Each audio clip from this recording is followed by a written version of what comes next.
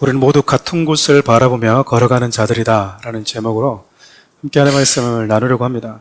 지난 시간 우리가 이스라엘 가운데 가장 많은 땅을 분배받았던 유다 지파, 특별히 그 유다 지파 가운데 가나안 땅에서 이루어지는 정복 전쟁을 가장 모범적으로 보여주었던 갈렙과 그 다음 세대였던 온니엘에 대해서 함께 살펴보았습니다.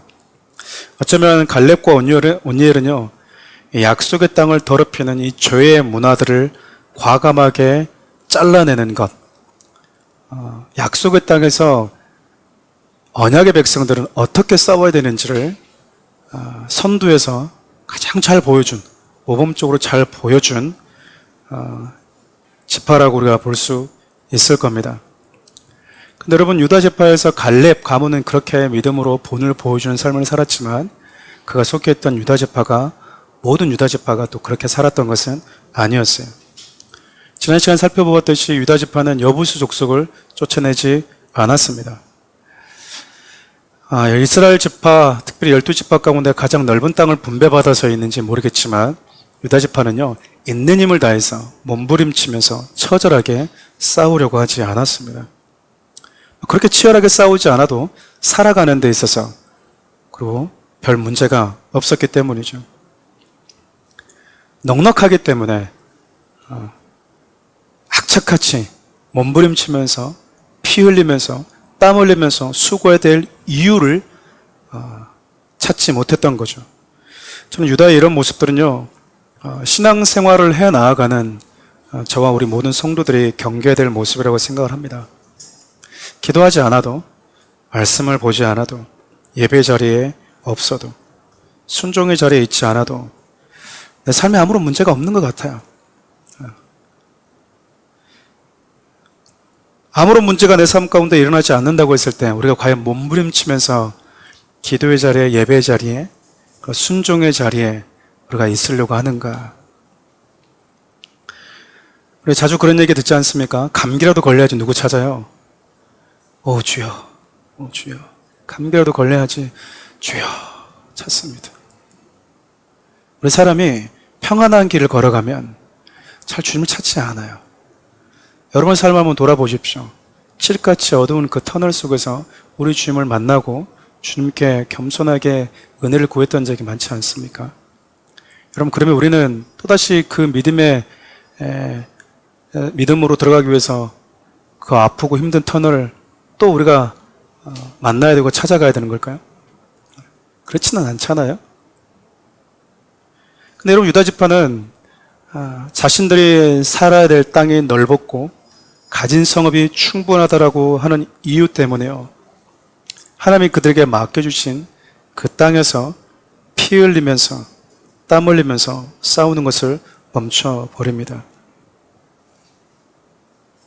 하나님께서 정말 힘도 없고 능력도 없고 자격도 없는 그들을 애굽에서 구원하신 이후에 가나안 땅으로 데려오신 이유와 목적을 잊어버린 것이죠. 여러분, 우리가 반복해서 말씀을 듣는데 그리스도인들은 예수님을 믿는 그 목적이요, 편안함과 안락함이 아닙니다.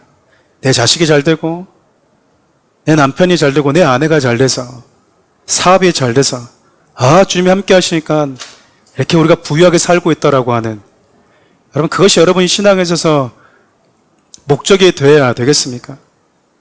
우리가 살아가는 삶의 현장에서요, 죄와 타협하지 않고 내가 살아가는 삶의 그 자리에서 내 안에 있는 죄를 몰아내고,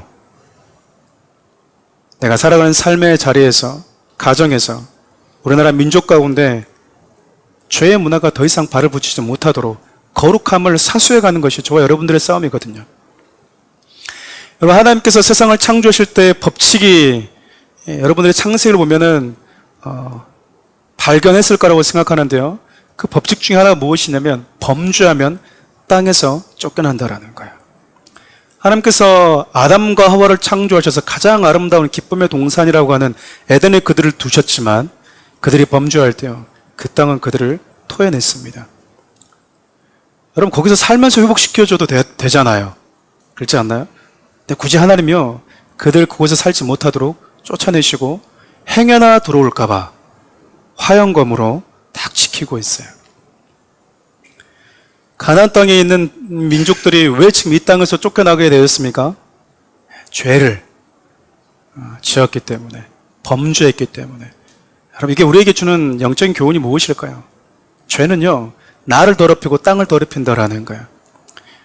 그리고 죄로 인해서 더럽히신 백성들은요, 그 땅에서 쫓겨남을 당한다라는 겁니다. 지금 가나안 족속에 그렇게 쫓겨남을 당하고 있는 건데, 하나님의 당신의 백성들이 그곳에서 거룩하고 구별된 삶을 세워가기를 원하시는데, 더 이상 싸움을 멈춘다면요, 그때부터는 또 다른 이 부패가, 타락이 일어날 수 있다라는 거예요.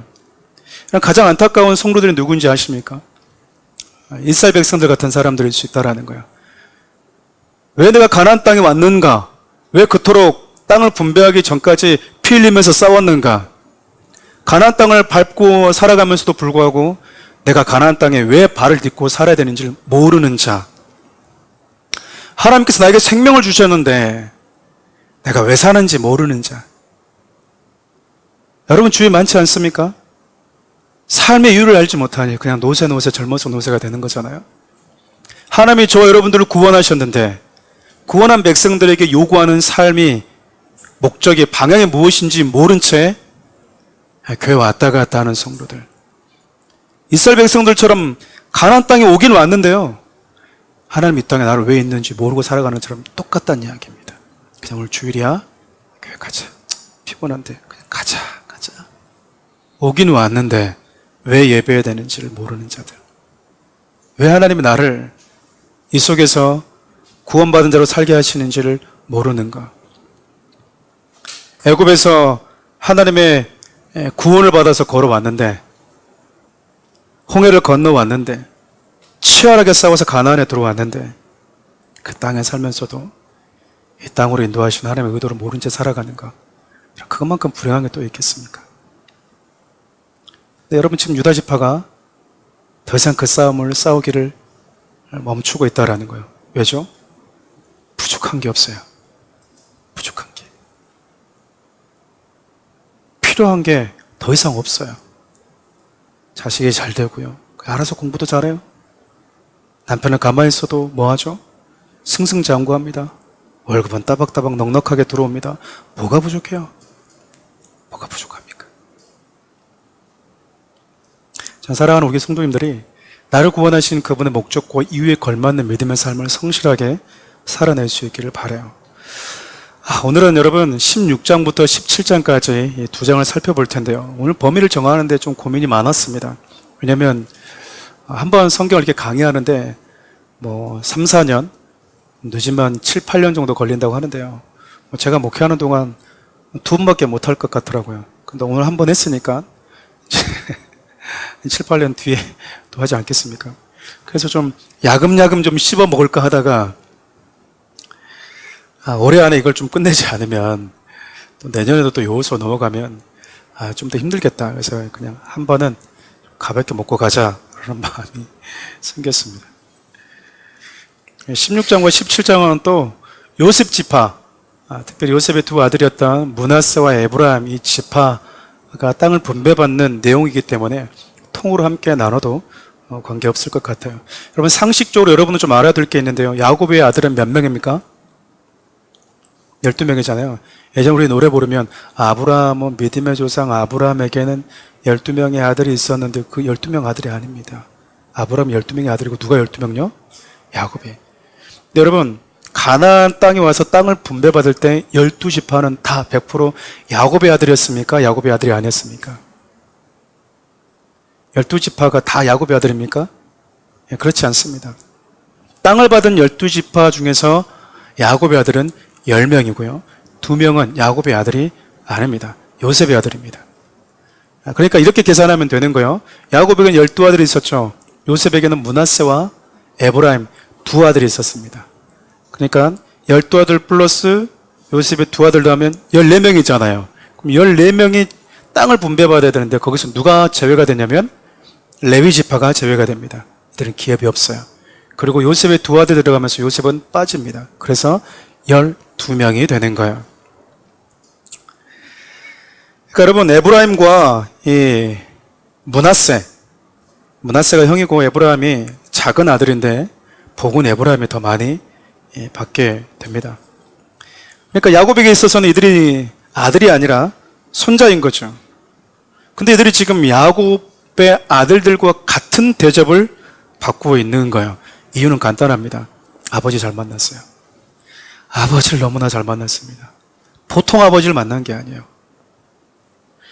그 아버지가 요셉인데, 요셉이 여러분 그의 인생을 통틀어서 앞으로 우리를 구원하시기 위해서 오실 예수 그리스도가 어떻게 우리에서 고난당하시고 억울하게 잡히시고 세상을 구원하실지에 대한 그 모습을 잘 보여준 삶도 살았지만, 그가 그 고난의 역경을 딛고 총리가 된 이후에요, 애국뿐만 아니라 기근으로 고통당하는 세상에 있는 많은 사람들을 건져냅니다.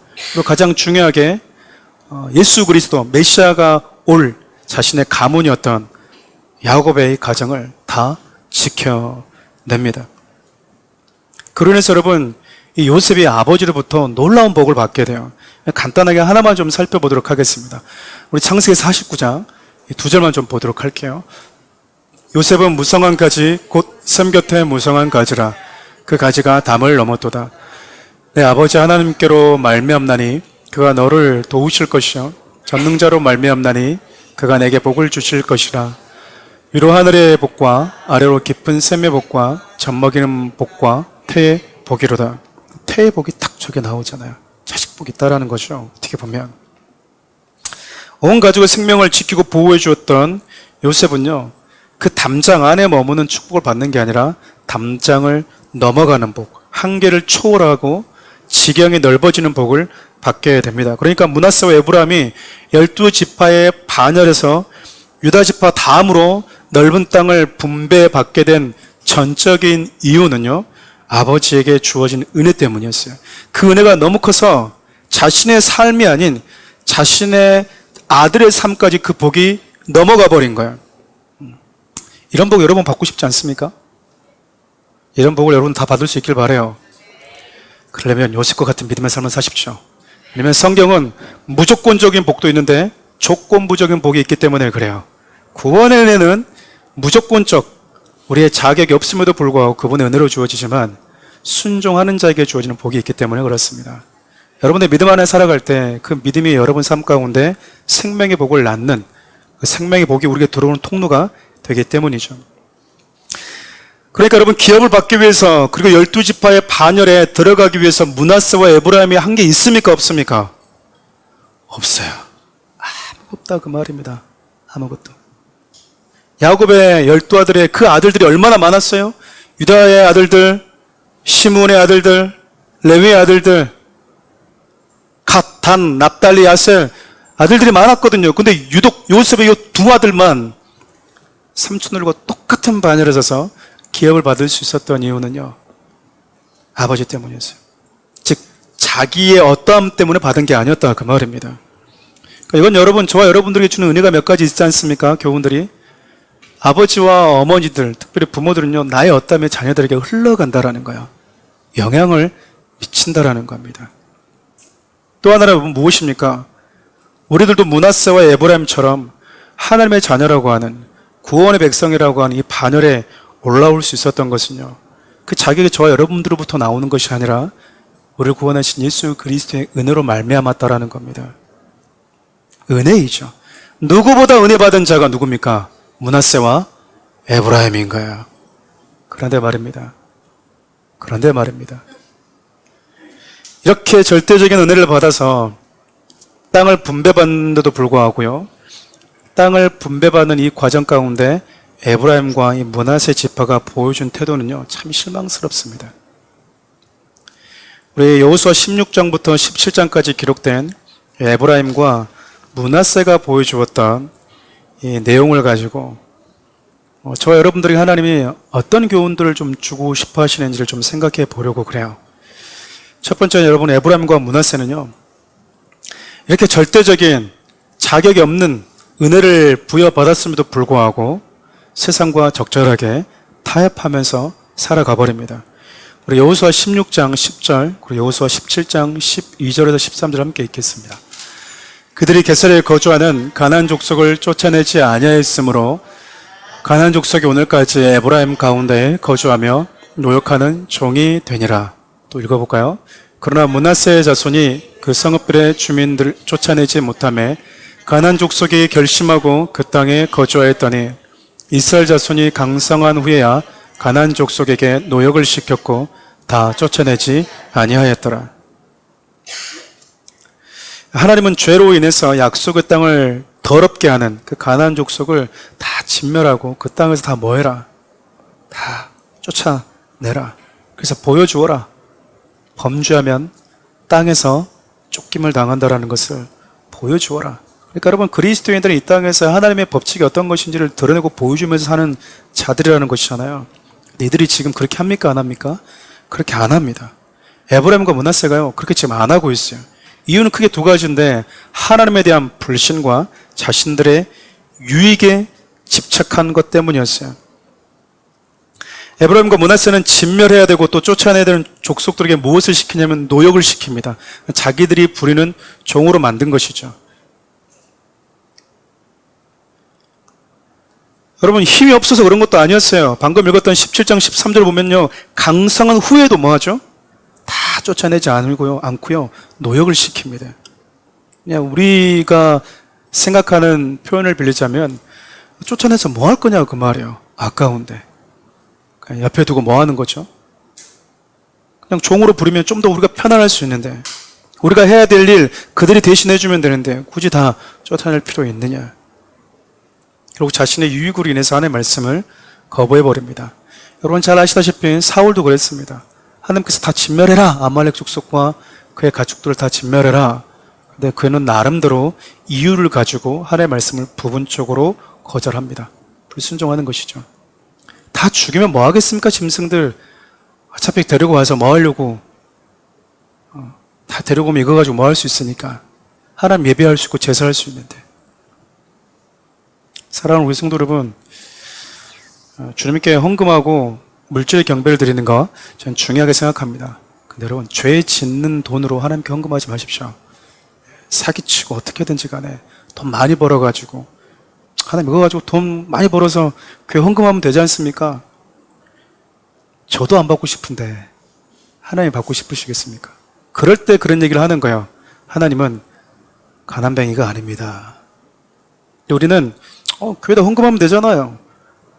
그러니까 어떻게든지 악착같이 돈을 모으면 자신들이 그 돈을 모아서 헌금했기 때문에 자신의 행동까지 정당화시키려고 할 때가 있다라는 거예요. 므낫세와 에브라임 지파는 절대적인 하나님의 은혜로 자격이 없음에도 불구하고 야곱의 12아들의 반열에 서서 기업을 분배받았음에도 불구하고요, 이들이 자신의 노역, 자신들의 유익을 위해서, 편안한 삶을 위해서 싸우지를 않습니다. 그 이유가 이런 거예요. 쉽게 얘기하면, 목사님 요즘엔요 그렇게 안 사는 사람들이 우리 주위에 없습니다. 요즘에 그렇게 살다가는 왕따가 당합니다. 이렇게 얘기를 해요, 많이들. 또 이렇게 말한 분들도 있어요. 보통 이렇게 해들 성도들이 종종 얘기해요. 목사님, 그럼 목사님 뭐 잘못 안 해요? 목사님 뭐 실수 안 합니까? 사람이 다 실수하죠. 당신은 완전히 100%, 99.9 말고 100% 순종할 수 있어요? 목사님도 실수할 수 있잖아요. 근데 저한테만 그러세요 라고 얘기한다고요. 하나님 이런 말들을 교만한 말이라고 얘기하거든요. 악한 말이라고 표현을 해요. 자신이 순종하지 못하는 것을 정당화하는 이유로 그것을 들고 있다면 그 어떤 이유든지 그것은 악한 거다 그 말이에요. 내가 그러지 못하고 있으면 하나님 앞에 겸손하게 그런 힘을 달라고, 그런 마음을 달라고 기도해야 되는데 우리가 잘 그러지 못합니다. 여러분, 우리 안으로, 우리 삶으로 들어가 보면요, 나의 편안함과 유익을 위해서 또 그것에 우리 마음을 뺏겨버린 채 하나님께서 우리에게 요구하시는 삶을 살아내는 그 열심, 그 발걸음 멈추는 경우가 종종 있습니다. 그 안으로 들어가 보면 대부분 우리의 편안함과 안락함이 많이 내재되어 있어요. 편하고 싶은 마음, 안락하게 살고 싶은 마음. 여러분, 그리스도인들에게 삶의 이유와 목적은 편안함이 절대 아니라고 이야기했습니다. 내게 유익을 주느냐 그렇지 않느냐보다 더 중요한 것은 그것이 나로 하여금 하나님의 말씀 안에 거하게 만드느냐, 하나님의 말씀을 떠나게 만드느냐, 그것에 무게중심을 두고 여러분들이 무언가를 결정하고 판단할 수 있어야 되는 것입니다. 아무리 남겨둔 그것들이 내 삶 가운데 유익이 된다 해도 하나님이 그것을 다 몰아내기를 원하시면 여러분의 내면에서부터 모든 죄악된 흔적들은 작은 꿈틀대는 죄악과 타협하지 않고 다 잘라낼 수 있는 그런 믿음들과 그런 결단들이 필요하다라는 거예요. 두 번째, 여러분, 에브라임과 므낫세는요, 자격이 없는 자들에게 주어진 넉넉한 은혜를 받았음에도 불구하고요, 감사하지 않습니다. 우리 여호수아 17장 14절 말씀 함께 읽어볼까요? 요셉 자손이 여호수아에게 말하여 이르되 여호와께서 지금까지 내게 복을 주심으로 내가 큰 민족이 되었거늘 당신이 나의 기업을 위하여 한 제비 한 분깃만으로만 내게 주심은 어찌함이니까 하니. 그러니까 지금 내가 받은 게 뭐하다라는 거예요. 적다. 그러니까 더 주라 이 말입니다. 더 주라. 사진 한번 보여주시겠습니까? 저기 여러분 갈릴리 호수와 그다음에 사해 그 중간에 가늘게 위아래 줄에 요단강이라고 써 있잖아요. 저 요단강을 중심으로 오른쪽이 요단 동편, 즉 요단강을 건너오기, 가나안 땅을 건너오기 전에 모세와 이스라엘 백성들이 거주했던 그 요단 동편에서 얻었던 기업입니다.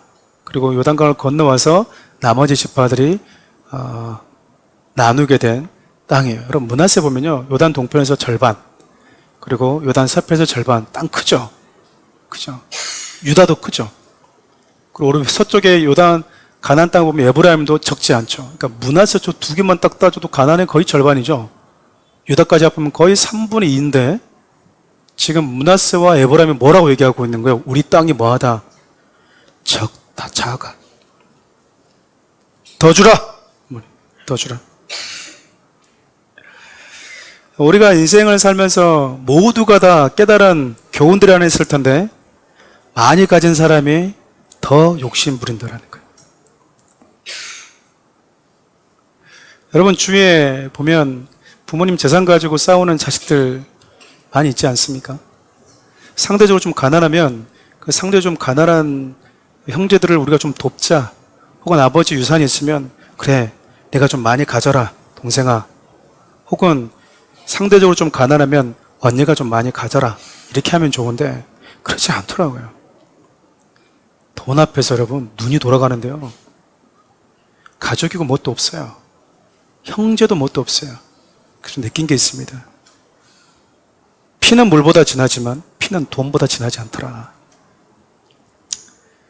돈 앞에서 여러분 원수처럼 사는 형제들이 얼마나 많은지 몰라요. 근데 그렇게 싸우는 형들을 보면, 악착같이 하나도 더 가지겠다고 하는 형들을 보면요, 가난하게 살지 않아요. 넉넉해요. 근데도 뭐 하겠대요? 더 가지겠다라고 이야기를 합니다. 여러분 에브라임과 므낫세는 평생 감사하면서 살아도 모자랄 판이에요. 그렇잖아요. 평생 감사하면서 살아도 아무 말 못할 사람들이라니까요. 왜죠? 이 유업을 받을 수 있는 자격이 원래 없었어요. 그리고 이렇게 많은 땅을 주지 않고 조그만 땅을 줘도 할렐루야 감사합니다 해야 되는 지파들인데 그렇게 살지 않습니다. 아버지 잘 만났다라고 하는 그 이유 하나 말고는 이들이 잘한 게 없어요. 잘한 게 없다고요. 그리고 여러분 방금 보셨다시피 가나안 땅에서 정말 넓은 땅을 분배를 받습니다. 근데 가장 많이 받은 자 입에서요, 불만족과 불평이 쏟아져 나오고 있는 거예요. 전 사랑하는 우리 성도님들 입에서 이런 불만과 불평이 없기를 바랍니다. 내게 주신 것들에 대해서 감사하고 내게 맡겨준 것을 우리가 성실하게 살아가는 것이 중요하지, 그것을 비교하고 너는 잘하냐? 그럼 너는 잘하냐? 너는 얼마나 했는데? 이렇게 다투고 불평하는 것은요, 하나님이 기뻐하는 모습이 아닙니다.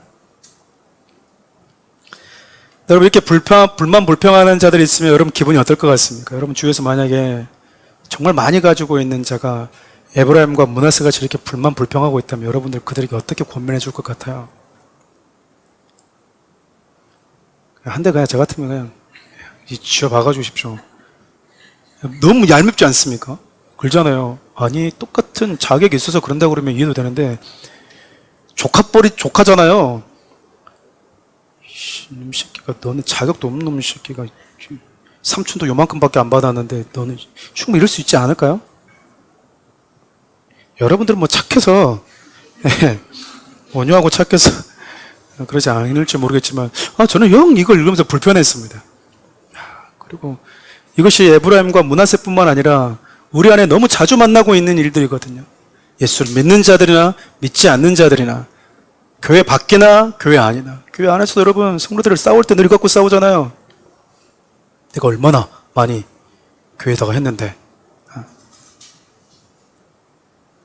여호수아 17장 15절 17절부터 18절 한번 읽어보면요, 여호수아는 그럼 어떻게 반응을 했을까 한번 읽어볼까요? 여호수아가 그들에게 이르되 내가 큰 민족이므로 에브라임 산지가 내게 좁을진데 브리스 족속과 르바임 족속과 땅 살림에 올라가서 스스로 개척하라 하니라.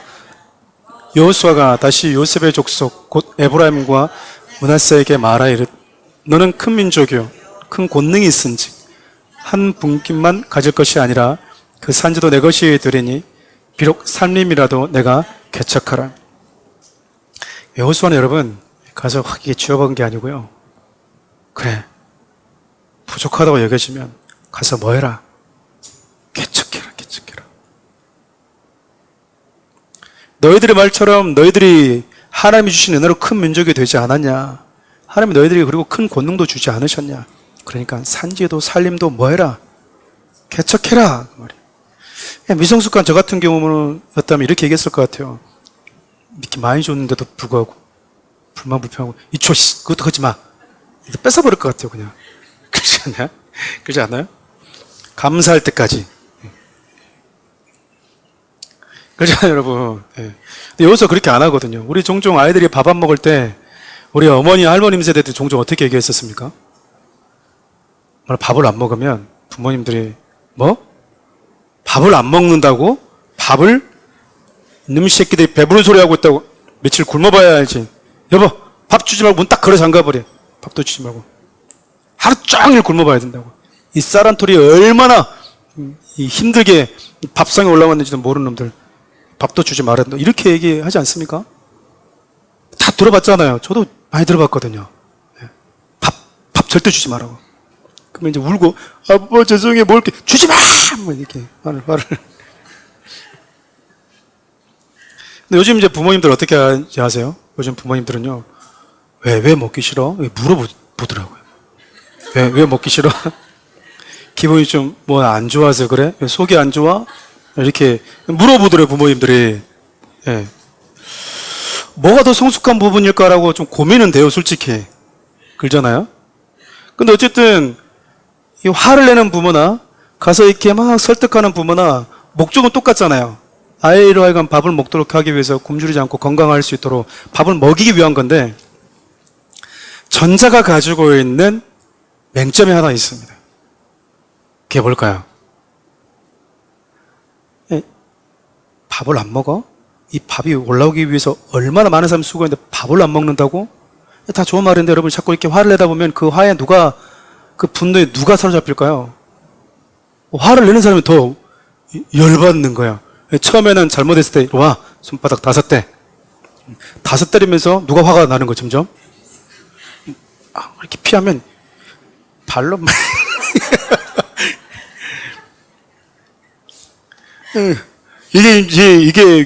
이게 교훈인지 이제 체벌인지 아니면 자기 분노로 막 때려버리는 건지 그러니까 분명히 처음에는 좋은 의도로 막 가르친다고 했는데 그렇게 훈계하다 보니까 누가 열받아 있는 거예요.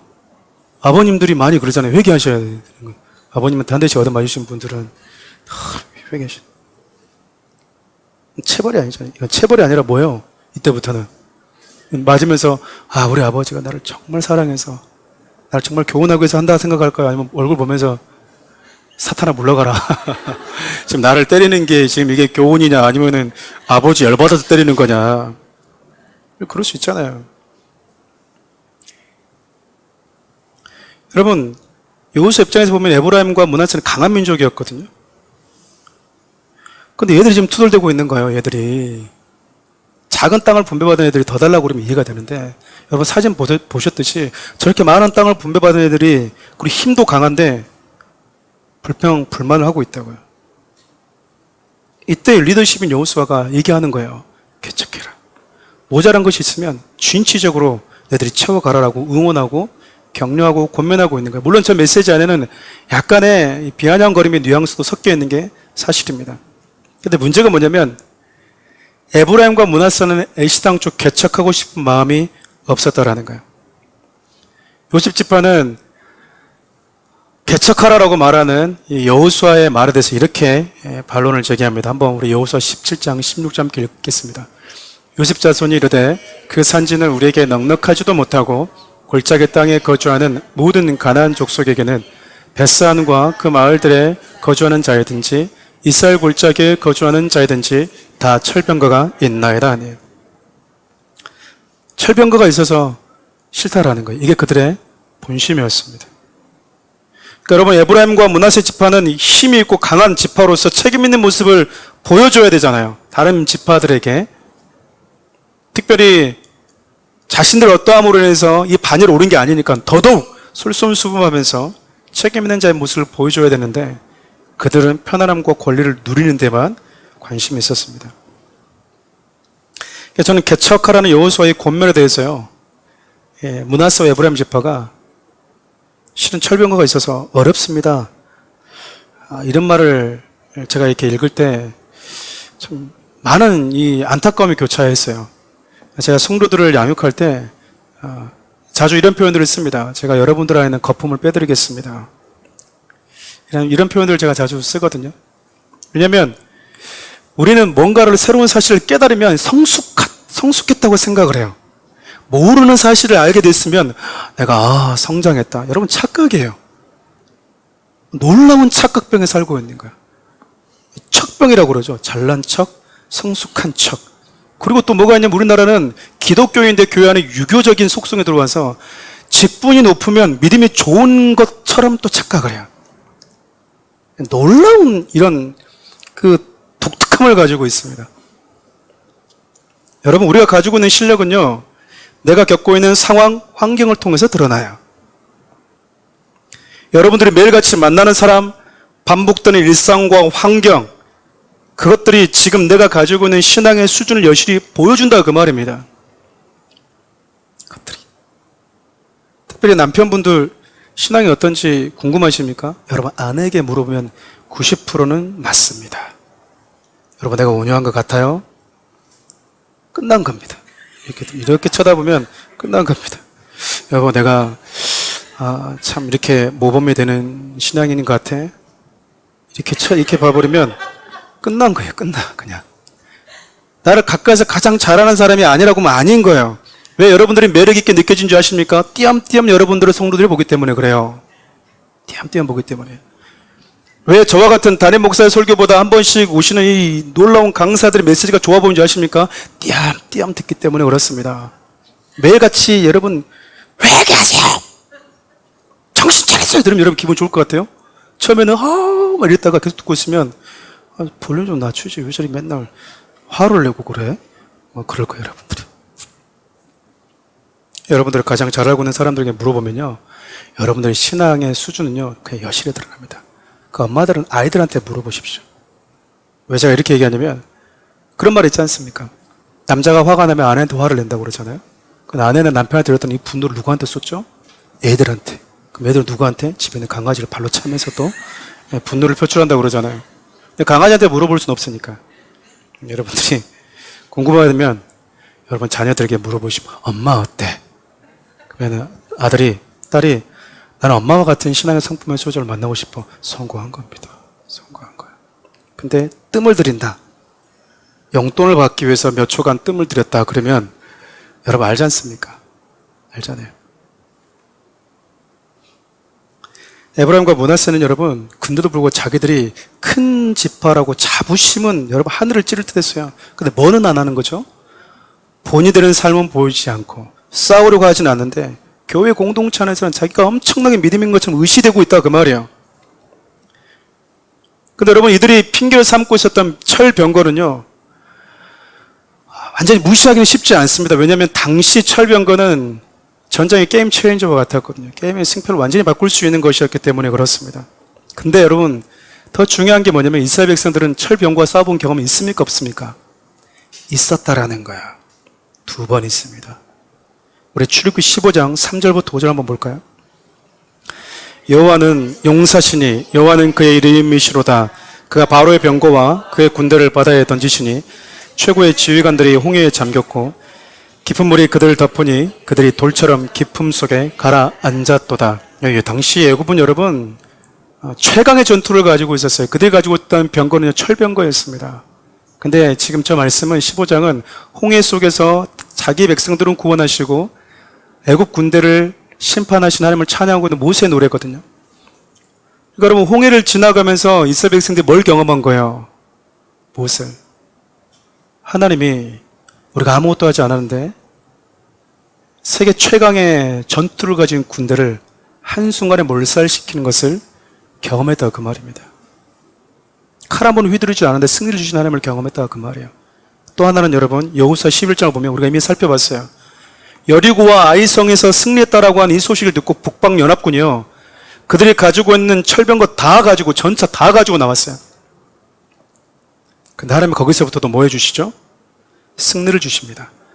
출애굽의 승리는 그들이 아무것도 한 것 없이 절대적으로 하나님께서 구원하신 은혜였다면 여호수아 11장의 승리는요 그들이 직접 싸워본 승리고요, 출애굽의 승리는 기성세대 부모 세대들이 주도적으로 경험한 승리였다면 여호수아 11장의 승리는 다음 세대들이 직접 그 싸움 현장에서 승리를 경험했던 싸움이었다는 거죠.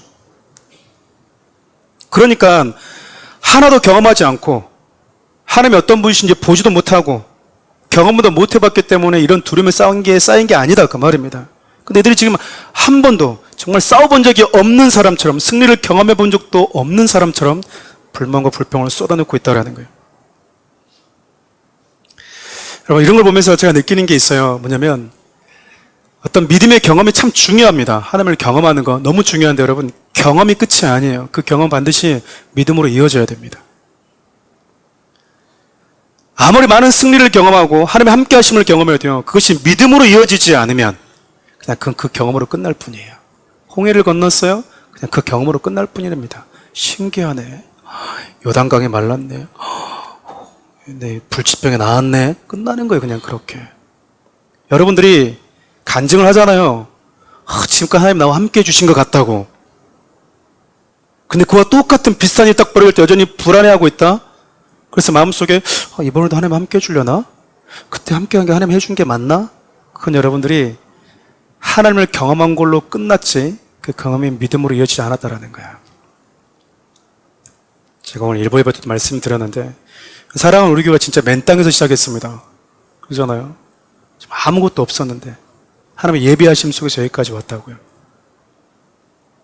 하나님이 앞으로도 사랑하는 우리 교회를 인도하실 것을 믿으십니까? 저는 믿거든요. 그 몇 번의 경험이 하나님이 우리 교회를 인도하고 계시는구나. 그때와 기간이 언제일지는 모르겠지만 가장 적절한 타이밍 때 하나님이 우리에게 필요한 것을 주실 것이고 우리에게 필요한 것을 인도하겠구나라고 하는 이 믿음이 생겨버렸어요. 여러분 똑같은 상황을 겪으면서도 믿음이 생기지 않는다라고 하는 것은 아무리 여러분들이 놀라운 홍해가 갈라진 것 같은 경험을 했다 하더라도 그 경험은 그냥 경험으로 끝나는 거예요.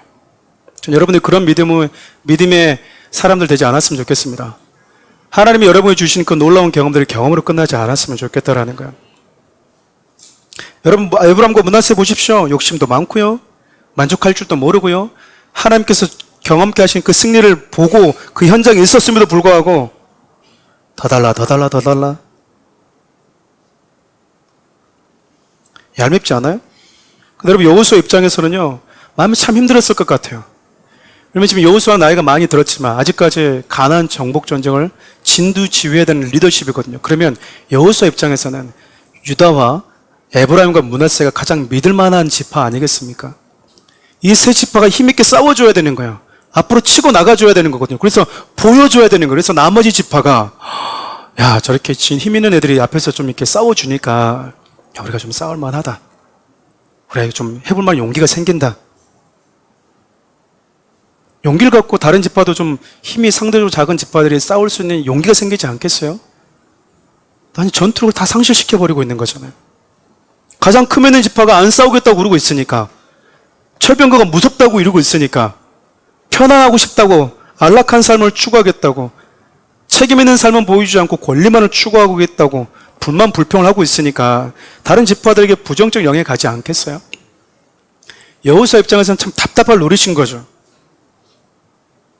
근데 여호수아가 여러분, 불만과 불평, 감사할 줄 모르는 그 지파, 하나님께서 주신 그 강함과 힘을 가지고도 적의 철병거 앞에서 아무 소리도 못하고, 그러나 자기 형제들 앞에서 나의 힘이 있어 알통자랑하는,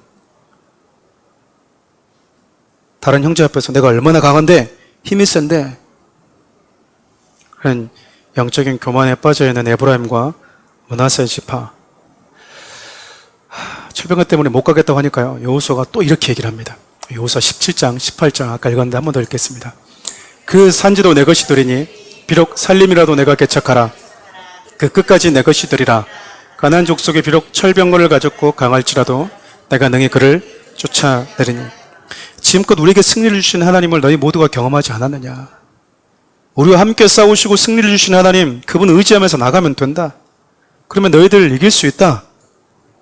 너희들에게 주어진 승리는 하나님 의지하며 나갈 때 과거형, 과거 완료형이 아니라 계속 현재 진행형이 될 수 있다고 또 용기를 주고 있어요. 여호수아 입장에서 보면 여러분, 여호수아는 개인적으로 어느 지파 소속인지 아십니까? 에브라임 지파 소속입니다.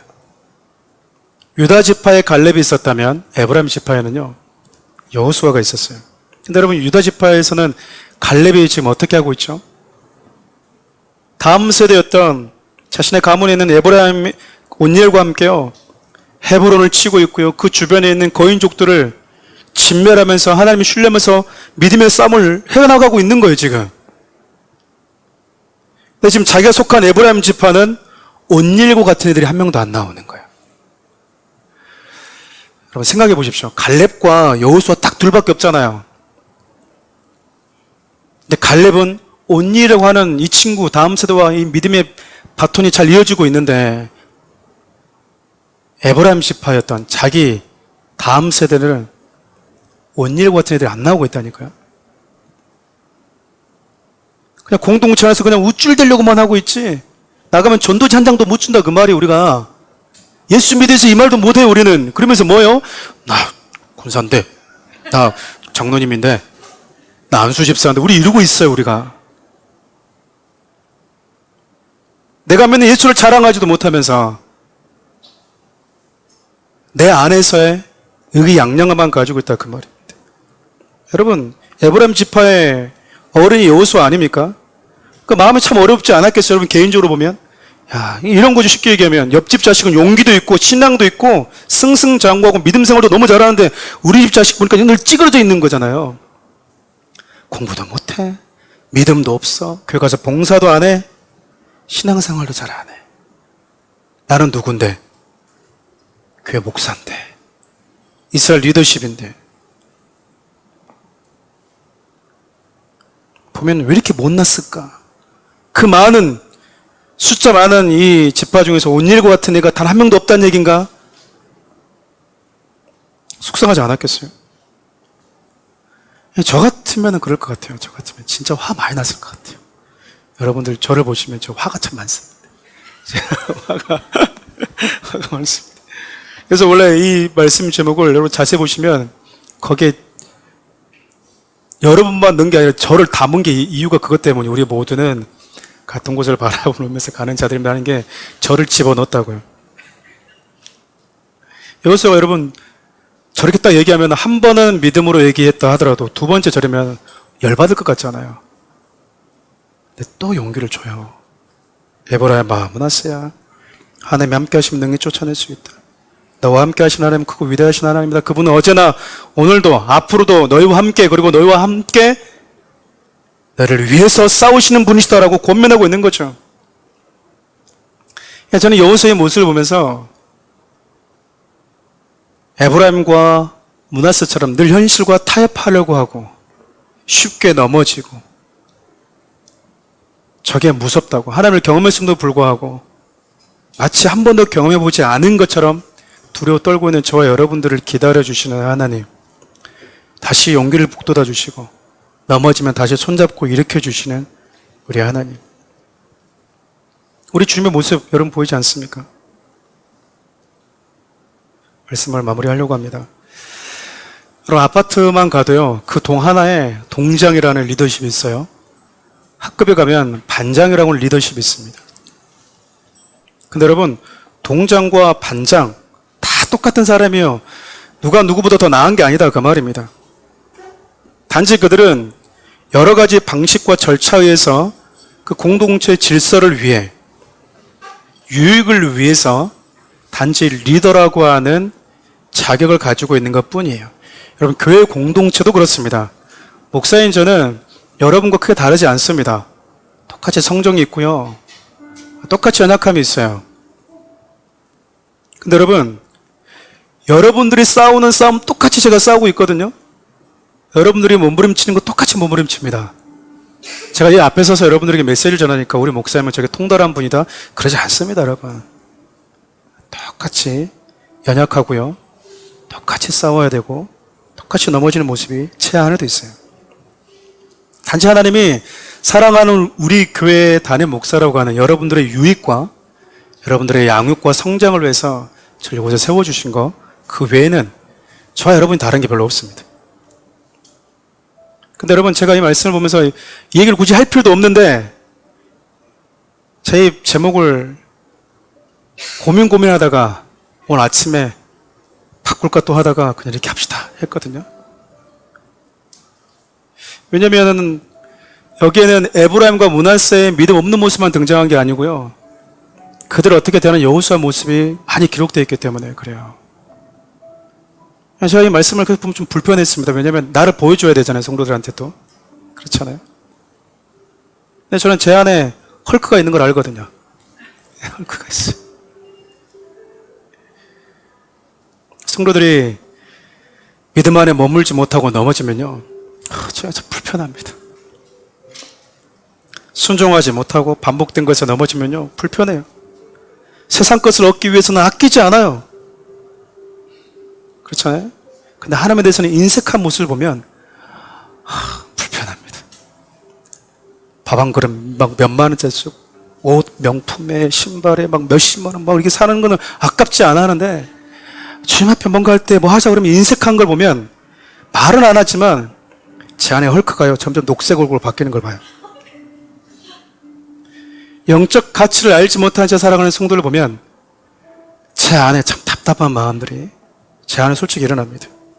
배우고 가르쳤는데, 몇 번을 가르쳤는데 성장이 더딘 모습 보면요, 여전히 또 제 안에 헐크가 올라옵니다. 얼마나 많이 가르쳤는데 갑자기 와가지고 이제야 들린다라는 거예요. 4년 동안 내내 가르쳤는데 이제서 들린다.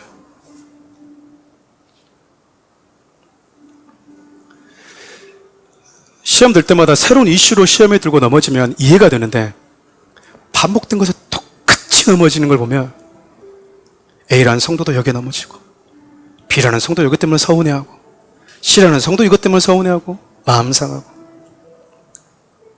여러분, 한 번, 두 번 겪으면 아닌 거 알아야 되잖아요. 목사님 그러지 않은 분이네? 교회 아니었네?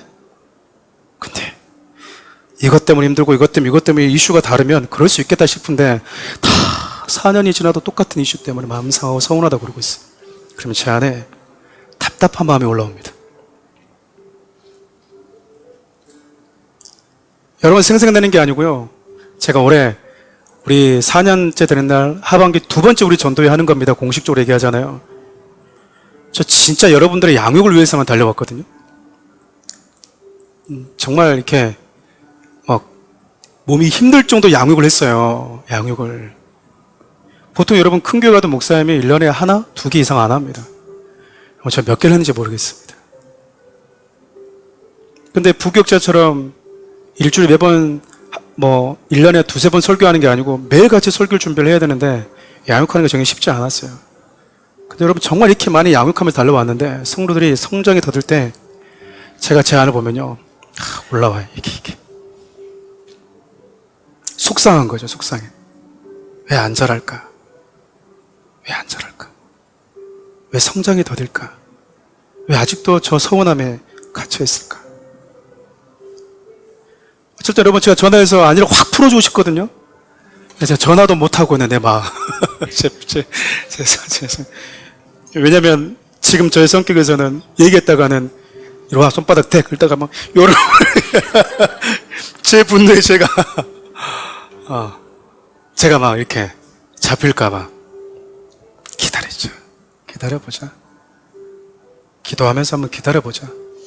그러다가 혹시 정말 서운해서 시험에 빠져버리면 어떡하지? 라는 두려움이 있는데도 불구하고 기다려보자. 제가 여호수아의 말씀, 여호수아의 표현을 보면서요, 내가 완벽하게 잘하고 있는 것은 아니지만 이게 맞구나. 이렇게 가는 게 맞나 보구나. 라는 생각을 다시 하게 됐어요. 하나님, 제 안에 헐크 있는 거 여러분들 못 보실 거예요, 잘. 저만 느끼는 거잖아요, 저만. 왜 저러지 하고 하는 게 저 안에 계속 올라와요. 속상하고 답답한 게. 나는 시간이 너무 아까운데 왜 자꾸 시간을 이렇게 성도들 허비하지? 이게 저 안에 있거든요. 그대로 기다려주고 더 기도해주고 여호수아처럼 하나님이 너와 함께 하신 건 네 알고 있잖아. 그들이 경험했던 하나님을 다시 상기시켜주고 그들이 치유되었던 것들을 다시 기억나게 해주고 그들이 처음 주를 만났을 때 가졌던 뜨거운 열정들을 다시 상기시켜주면서 격려해주고 용기해주는 것, 그건 저에게만 필요한 겁니까? 여러분 모두에게 필요한 게 아닐까요? 저와 여러분들은요, 오늘 말씀의 제목처럼 모두가 다 같은 곳을 바라보면서 걸어가고 있는 자들로 부름받았기 때문에 그래요. 사랑하는 우리 성도 여러분, 저는 제 안에 있는 헐크가 깨어나지 않도록 저도 몸부림치면서 싸우겠습니다. 또 몸부림치면서 근데에서 여러분 볼 때마다 제가 이렇게 눈빛을 쳐다보는 거 아닙니다. 아주 가끔씩 튀어나온다는 얘기를 하는 거예요. 여러분 역시 므낫세와 에브라임처럼 세상과 타협하지 않고 감사치 못하는 그 자리에서 떠나서 주님 원하시는 믿음의 삶을 살기 위해서 몸부림쳤으면 좋겠습니다. 여러분, 이런 메시지를 하면서 제가 항상 고민하는 게 있거든요. 이런 걸 전하면 목사님이 헐크 같은 분도 날 쳐다보나? 그럴 수 있어요, 성도들이 또. 근데 제 말씀을 이렇게 마무리하면서 여호수아도 그리고 다른 지파들도 그 땅에서, 약속의 땅에서 언약의 백성답게 함께 살아가는 사람들, 사랑하는 우리 교회는 저나 사랑하는 우리 교회는 성도들이나 똑같이 같은 곳을 바라보면서 가는 성도들, 우리에게 주어진 그 자리에서 서로를 격려하고 용기를 북돋아 주면서 그렇게 걸어가는 사람들 되면 참 좋겠다는 마음이 있습니다. 이 찬양 좀 주님께 올려드립시다. 이곳에 임하신 하나님 나라, 가난한 마음으로 바라보리라. 먼저 그 나라 그 뜻 구하며 나의 삶 드리리. 주님이 맡기신 하나님 나라, 믿음의 눈으로 바라보리라. 하늘의 뜻이 이 땅 가운데 완성될 그날까지, 아멘. 믿음 다여 그 위에 서리라. 하나님의 나라는 무너지지 않으리. 믿음 다여 그 나라 세워가리라. 주님 곧 오실 때까지 믿음 다하여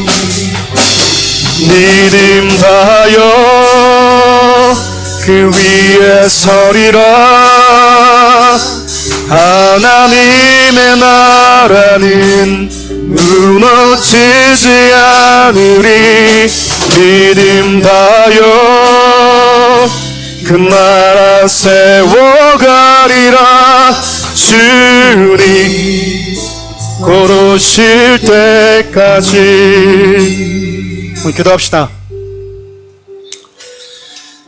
여러분, 어쩔 때는 우리가 여호수아 같은 자리에 놓일 때가 있고요, 또 어쩔 때는 현장에서 무언가를 해야 되는 다른 지파들과 같은 처지에 우리가 놓일 때도 있습니다. 만약 여러분과 에브라임과 므낫세와 같은 그 자리에 있다면요, 하나님의 나에게 주신 권능과 힘을 어떻게 사용하며 살 것인가, 어떤 믿음의 본을 보여줄 것인가, 먼저 치고 나가서 싸워주면서 상대적으로 연약한 두려움에 떨고 있는 지파들에게 힘을 주고 용기를 주고 이렇게 싸우는 것이고 나고 본이 되는 삶이 되었으면 좋겠어요. 그리고 여러분, 반대로 여러분들이 그 어떤 곳에 여호수아 같은 리더십의 자리에 있다면 속이 다 보이잖아요. 답답하잖아요. 저에게 뭐 헐크가 올라옵니까? 여러분 안에서도 마찬가지지 않겠어요? 그때 여러분, 내 분노로 쏟아 부어내는 거룩함이라고 하는 하나님의 뜻이라고 하는 명분을 내세워서 내 분을 쏟아내는 것이 아니라 그 속에서 네가 경험했던 하나님, 너와 함께 하셨던 하나님, 너에게 이김을 주시는 그 하나님, 내가 처음 만났을 때 그 주님과 맺었던 뜨거운 사랑을 다시 기억나게 해주는 용기를 주는 그 여호수아 같은 모습으로 살 수 있길 바랍니다. 우리 이 두 가지 모습들을 우리 모두에게 달라고, 사랑하는 우리 교회에게도 이런 리더십을 달라고 우리 주 이름 부르면서 함께 기도하며 나가겠습니다. 주여, 살계신 하나님, 사랑하는 귀한 성도들에게 은혜를 주십시오. 하나님, 이들의 모든 삶의 현장들 가운데 우리 주님이 주시는 은혜를 부어주십시오. 하나님의 행하신 놀라운 일들을 바라보길 원합니다. 하나님, 우리에게 주신 힘과 능력으로 본이 되고 하나님, 또 다른 믿음에 약한 자들의 믿음을 세워주는 그 믿음의 삶을 살아갈 수 있도록 도와주십시오. 하나님의 말씀과 거룩한 명분을 내세워서 나의 분노를 쏟아내는 것이 아니라 그들에게 용기를 북돋아주고 그들을 권면하고 일으켜 세워주며 하나님이 어떤 분이시를 다시 한번 기억나게 해주는 삶 되게 하여 주옵소서. 사랑하는 교회 성도들에게 은혜를 주시길 원합니다. 힘을 주시기를 원합니다. 하나님, 이들의 마음 가운데 주님 닮은 온유함을 허락하여 주시옵소서. 우리 주님의 말씀을 배우고 그 짐을, 그 멍에를 메고 우리 주님의 성품 배워가는 성도들 될 수 있도록 도와주십시오. 하나님, 하나님 말씀을 떠오르게 해주는 자, 하나님과 맺었던 그 언약의 말씀을 상기시켜주는 자, 하나님이 내게 주셨던 치유와 회복과 승리를 생각하게 해주는 자로 살게 하여 주시옵소서. 그런 믿음의 삶을 살아가는 귀한 성도들의 삶의 현장 가운데 우리 좀 예비하신 놀라운 은혜들로 채워주십시오. 하나님 은혜를 주시기를 원합니다. 성령의 능력으로 채워주시기를 원합니다. 하나님, 우리에게 다시 한번 용기를 북돋아 주옵소서. 우리가 주님의 마음을 담아서 믿음을 일으켜주고 세워주는 하나님의 사람들이 될 수 있도록 도와주시옵소서.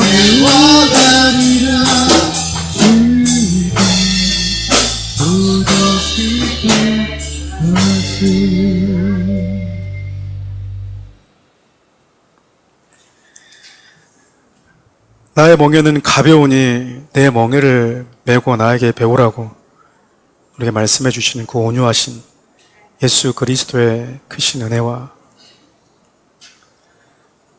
날마다 우리에게 이 땅에 나를 보내신 이유와 목적인지 무엇인지 감히 부족하고 자격 없는 우리에게 주의 나라 맡겨주신 하나님의 크신 사랑과 매 순간 용기를 잃고 세상과 타협하며 살아가려고 하는 우리에게 다시 한번 용기를 북돋아주고 우리와 함께 하셨던 주님의 사랑을 기억나고 떠오르게 해주시는 성령님의 크신 은혜가 사랑하는 귀한 성도들 머리 위에 주님의 몸된 교회 위에 이 나라 이 민족 가운데 함께 하시기를 간절히 축원하옵나이다.